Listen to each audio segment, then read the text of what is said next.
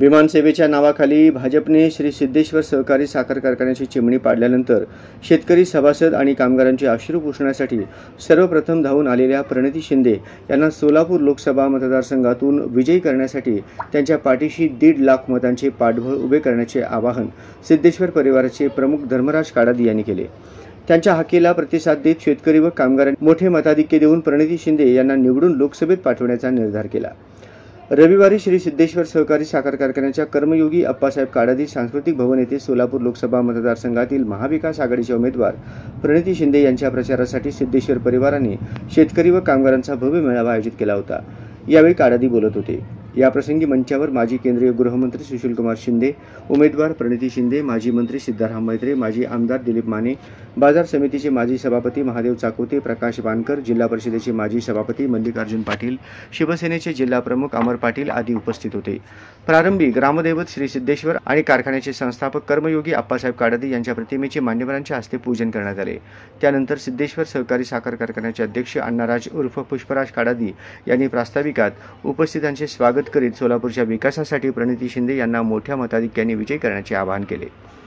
यावेळी गुरुराज माळगे, शरणराज काडादी, सुरेश हसापुरे, चेतन नरोटे, बाळासाहेब शेळके, अमर पाटील, प्रकाश वाणकर, मल्लिकार्जुन पाटील, अरविंद भल्लोळे पाटील, जयदीप साठे, अशोक देवगते, अशोक पाटील, केणीकर, विजयकुमार हत्तुरे, लव गायकवाड, प्राध्यापक धर्मराज कारले, राजशेखर पाटील, ॲडव्होकेट शिवशंकर बिराजदार, विद्यासागर मुलगे, विलास पाटील, हरिश्चंद्र अवताडे, अरुण लातुरे, सुरेश कुंभार आदी उपस्थित होते। अनेकदा कुठल्याही परिस्थितीत काम केलंय। ज्या वेळेस चिमणी पडत होती आपल्या सगळ्यांच्या मोबाईलवर व्हिडिओ आलाय, काही लोक हसत होते। हसताना आलाय की नाही व्हिडिओ तुमच्याकडे? आलाय का नाही? आणि जेव्हा चिमणी पडली ह्या जिल्ह्यातले सगळ्यात अगोदरचे आमदार होते आदरणीय प्रणितीताई, या ठिकाणी येऊन बघून गेले। शेतकऱ्यांना दिलासा दिला। ह्या एवढ्या 6 आमदारांमध्ये एकालाही वाटलं नाही की शेतकऱ्यांबद्दल येऊन आपण विचारपूस करायला पाहिजे। शिंदे साहेब आले, मेत्रे साहेब आले, पण आपल्याला विचारायला दुसरं कुणीही या ठिकाणी आलं नाही। हेच मनात आता 2 दिवस आपल्याला हिशोब देण्यासाठी म्हणून आपण सगळेजण तयार आहात का नाही?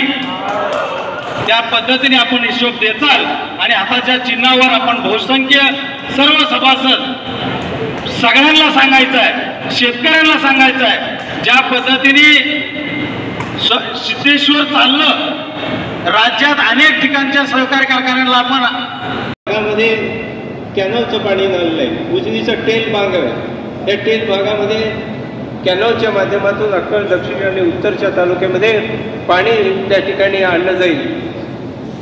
या ठिकाणी या सगळ्यात बऱ्यापैकी लोकांनी साखर कारखाने घातले, परंतु साखर कारखान्याला ऊस नव्हता आणि ऊस नसल्यामुळे आमच्या 2-4 बैठका झाल्या।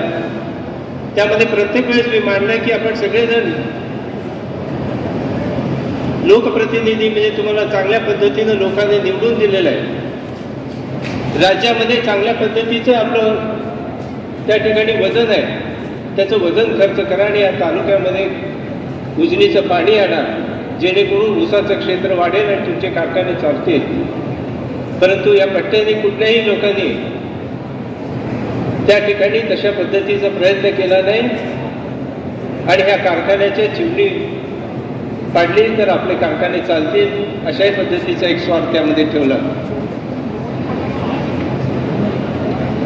अशा पद्धतीनं मी ज्या संस्थेवरती आहे त्या सर्व संस्थांना त्यांनी गेली 10 वर्ष अतिशय विकासाचं कुठलंही काम घेतलं हातामध्ये की त्याला परवानगी द्यायची नाही, दिलेली परवानगी काढून घ्यायची आणि त्या प्रकारचं त्या ठिकाणचे बांधकामं थांबवायचे आणि म्हणून आपला विकासच करू द्यायचा नाही, आपल्याला जिथल्या तिथं थांबवायचं असं धोरण त्या ठिकाणी त्या मंडळीने घेतलं। आणि म्हणून वेळ प्रसंगी या ठिकाणी आपल्याला त्याच्या विरोधात लढा दिला पाहिजे, कारण समजावून सांगून ही मंडळी त्यांना कळत नाही। त्यामुळे त्यामध्ये आपल्याला काहीतरी भूमिका त्या ठिकाणी घ्यावी लागेल। म्हणून त्या ठिकाणी आपल्या सर्वांना घेऊन मी त्या ठिकाणी आंदोलन केली, प्रत्येक राजकीय नेत्यांना त्या ठिकाणी भेटलो, हायकोर्ट सुप्रीम कोर्टापर्यंत गेलो आणि त्या ठिकाणी त्या माध्यमातूनही 7 ते 8 वर्ष आपण वेळ काढला आपलं प्रोजेक्ट संपवलं, एक्सपान्शन केलं आणि कुठंतरी हे लोक समजून घेतील अशी एक भावना त्या ठिकाणी ठेवली. परंतु त्या ठिकाणी कुठल्याही परिस्थिती त्रास झाला, जो अन्याय झाला तुमच्यावर तो तुमच्या चेहऱ्यावर दिसून येत होता. आणि का म्हणून? तुम्ही काय केलेलं, तुम्ही कोणता पाप केलेला की तुम्हाला एवढं सहन करावं लागतं. आणि म्हणून मी ठरवलं, मी कधी देवाकडे काय मागत नाही, मी देवाकडे नेहमी कृतज्ञता व्यक्त करते, आभार मानते देवा की तुम्हाला एवढं दिलंयस.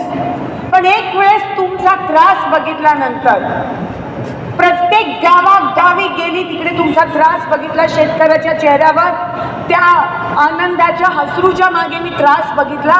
आणि तेव्हा मी त्या ग्रामदैवताच्या चरणी प्रार्थना केली की देवा या शेतकऱ्याचा त्रास दूर करण्यासाठी एकदा मला खासदार बघा.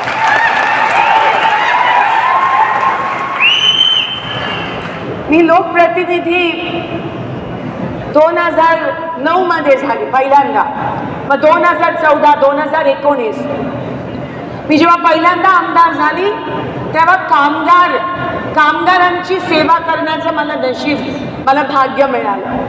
भाग्यच असतं एका लोकप्रतिनिधीच्या आयुष्यात. आणि आज जेव्हा मी खासदारकीची निवडणूक लढत आहे, ज्या पद्धतीत तुमचा आशीर्वाद मला मिळतोय, माझ्या मनात मी ऑलरेडी जिंकले.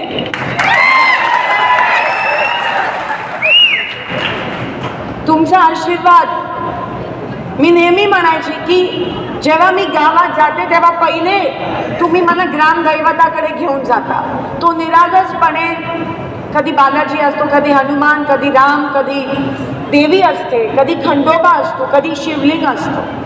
निरागसपणे तो देव तिथे असतो, तुम्ही मला घेऊन जाता, मी देवाकडे प्रार्थना करते, मग मी तुमच्या समोर उभी राहते.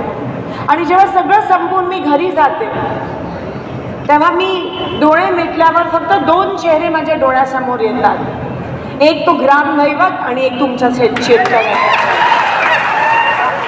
आणि मग मी विचार करते, जर हे भाग्य मला लाभत असेल की मी शेतकऱ्यांची सेवा करू, तर मी देवाकडे ह्याच्यापेक्षा अजून काय मागू की माझ्या हातून शेतकऱ्याची सेवा करू.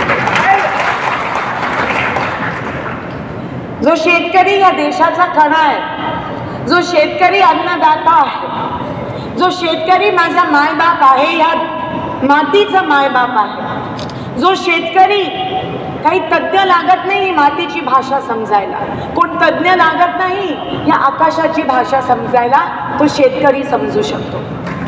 दुर्दैव आहे की पंतप्रधान अजून समजू शकला नाही.